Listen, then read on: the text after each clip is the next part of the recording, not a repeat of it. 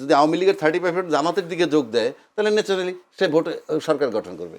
আর যদি জামাত আওয়ামী লীগের ভোটটা বিএনপির সাথে যোগ দেয় তাহলে এটার কয় সোনায় সোহাগা, সোনায় সোহাগা। এইবার আসেন আপনি জামাতের পক্ষ থেকে জান্নাত, যেহেতু সময় কম আমি খুব সিম্পল বলি, জামাত যদি বলে থাকে আমি জানি না যে ভোট দিলে জান্নাত পাবেন, শুধু জামান না, বিএনপিও বলে।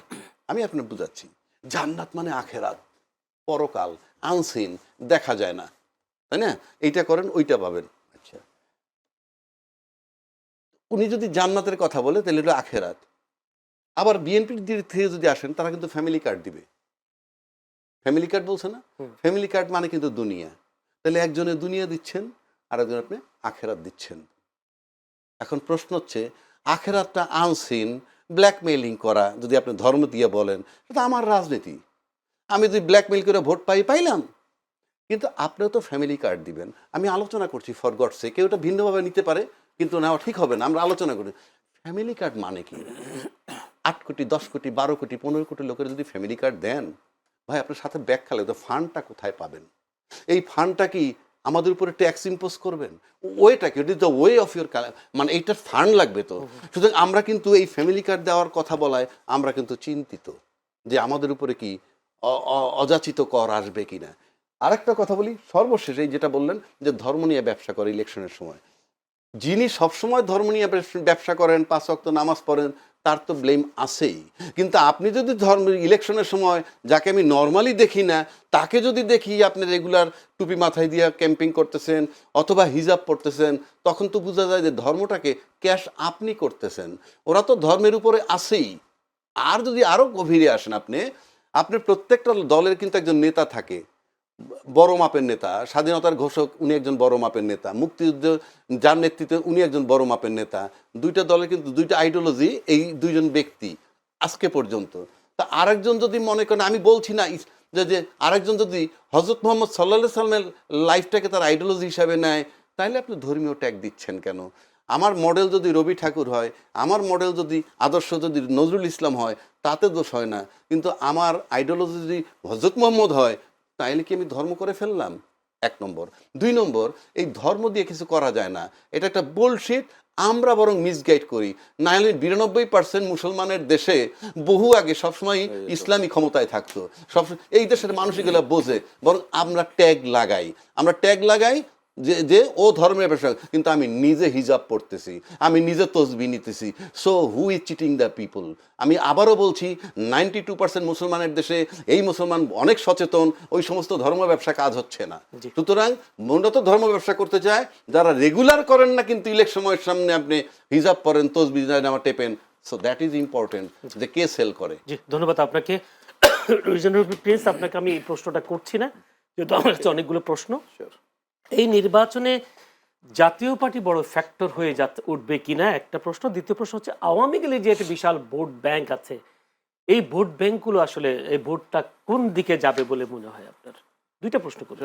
আমি এই প্রশ্নের উত্তর যথাযথভাবে 100% না, তবুও দেওয়া যাবে নির্বাচন আরও যখন ঘনিয়ে আসবে, বিশেষ করে প্রচারের শুরু হওয়ার 22 তারিখে শুরু হবে এবং তার কিছুদিন পরে। কিন্তু এখনকার পরিবেশ অনুযায়ী যদি ভোট মোটামুটিও গ্রহণযোগ্য হওয়ার মতো মানুষ ভোট কেন্দ্রে যেতে পারে, তাতে সহজ করেই যা বুঝি তাতে বলতে পারি, একটা হচ্ছে জাতীয় পার্টির বিশেষ কিছু এলাকা আছে যেখানে যতটুকু খবর আমরা জানি এখনও তাদের সেই ভোট ব্যাংকটা আছে। প্রধানত সেই জায়গায় তাদের একটা পজিটিভ ভূমিকা বা তাদের পজিশন থাকবে। তা তাদের পজিশন ন্যাচারালি অন্যদের পজিশন, মানে সাধারণভাবে যারা মনে করছে যে জাতীয় পার্টি না থাকলে ভোটটা তাদের বাক্সে যেত, সেটা কমে যাবে। সেটা আপনারা জানেন, করছে তো অলরেডি। এটা সাধারণত উত্তরবঙ্গের কিছু এলাকা প্রধানত, এর বাইরে মেজর কিছু আমি দেখি না। এইবার যেটা আওয়ামী লীগের কথা বলছেন, আমরা মাঠে আমাদেরও তো প্রার্থী আছে, যাচ্ছে, আমরাও খবর যেটা রাখি। অ্যাকচুয়ালি আমার একটা জেনারেল ধারণা বলতে পারি। প্রথম কথা হচ্ছে তাদের যারা হার্ডকোর ভোটার বলতে যারা বোঝে, তারা তো নির্ভর করবে দলের উপরে। আমার ধারণা দল কোনো ডিসিশন দেবে না, বরঞ্চ তারা তো চাইবে এই নির্বাচনটা যাতে না হোক। সুতরাং হয়তো বা বিরাট অংশ যাবে না, এটাই হবে প্রধান বিষয়। আর আমার ধারণা, এটা আমি ধারণা বলছি কারণ এগুলো মাঠ পরিস্থিতি না হলে বলতে পারবো না। আর একটা ধারণা হচ্ছে অভিজ্ঞতায় যেটা বলে, স্থানীয়ভাবে তারা তো এখন বিপদে আছে। সুতরাং এই বিপদ থেকে কে তাকে উদ্ধার করবে, এবং আগামীতে এমপি হলে সে আর বিপদে পড়বে না, এইটা বিবেচনা করে সে তার ভোট প্রয়োগ করবে বলেই আমার ধারণা। এক অংশ, আর এক অংশ তো বললাম বিরাট অংশ হয়তো ভোট কেন্দ্রেই যাবে না, সেটাই আমার ধারণা। কেউ মাছ করেছে কিনা বিএনপি? সেটা তো অলরেডি আমি বলছি ওইটা নতুন করে বলার দরকার নেই। আপনি দেখবেন, যেমন একটা উদাহরণ দিই, আমি বেশি দূরে যাওয়ার দরকার নেই, চাঁপাইনবাবগঞ্জ আপনি খেয়াল করবেন, চাঁপাইনবাবগঞ্জে আপনি যদি বলেন এইখানে জামাত ইসলাম বিএনপি দুই দলের দিকে তাকান, দুই দলই কিন্তু তাদেরকে বলেছে যে আমাদের সাথে আসো, আমরা সব শেল্টার দেব। ইতিমধ্যে কিন্তু আমরা দেখছি ওইখানে যারা ওপেন মানে আছে তারা কিন্তু এই দুই দলেই বিভিন্ন জায়গায় যোগ দিচ্ছে, কোথাও বেশি কোথাও কম, যতটুকু আমরা মিডিয়াতে দেখি। কিন্তু আমি দেখি যোগদানের থেকে হয়তো নিচে যারা আছেন তারা নির্ভর করবে যে কে তাকে শেল্টার দিচ্ছে তার উপরে। ধন্যবাদ আবু রাজ্জাকি। আমি এইটার একটু সংক্ষিপ্ত যোগ করতে চাই। কোনটা এটা? আমি প্রশ্নটা করে ফেলি আপনি যাতে সুবিধা হয় আপনার উত্তরটা দেওয়ার সাথে সাথে। আমার সময় খুবই কম, সেই কারণে যেহেতু বিশ্বকাপ শুরু হচ্ছে, টি-20 বিশ্বকাপ, এই টি-20 বিশ্বকাপে মোস্তাফিজকে নিয়ে একটু ঝামেলা হয়েছে ভারতের সাথে, এবং বাংলাদেশ ভারতে খেলতে যাবে না, এরকম একটি আইসিসি চিঠি দিয়েছে। আইসিসি চিঠির পক্ষ থেকে 3টা ঝুঁকির কথা বলা হয়েছে। মোস্তাফিজকে বাদ দিতে হবে, মোস্তাফিজকে বাদ না দিলে নিরাপত্তা ঝুঁকি বাড়তে পারে। একটা হচ্ছে বাংলাদেশের দলের জার্সি পড়লেও নিরাপত্তা ঝুঁকি বাড়তে পারে। সর্বোপরি নির্বাচন যত ঘনিয়ে আসবে নিরাপত্তা ঝুঁকি বাড়ার আশঙ্কার কথা জানিয়েছে। এমন অবস্থায় বাংলাদেশ খেলতে যাবে না এবং ঘোষণায় অনড় এখনো।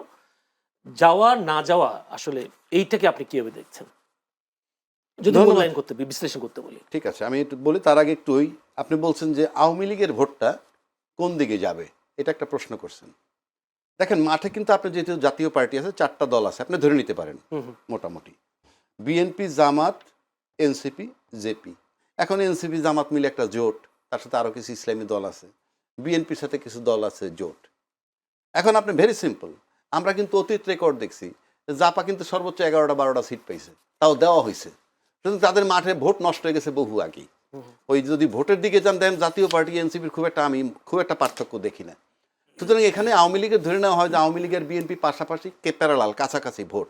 এখন ধরে নিলাম তর্কের খাতিরে বিএনপির 35% ভোট আছে, আওয়ামী লীগের 35% ভোট আছে, তর্কের খাতিরে ধরে নিলাম।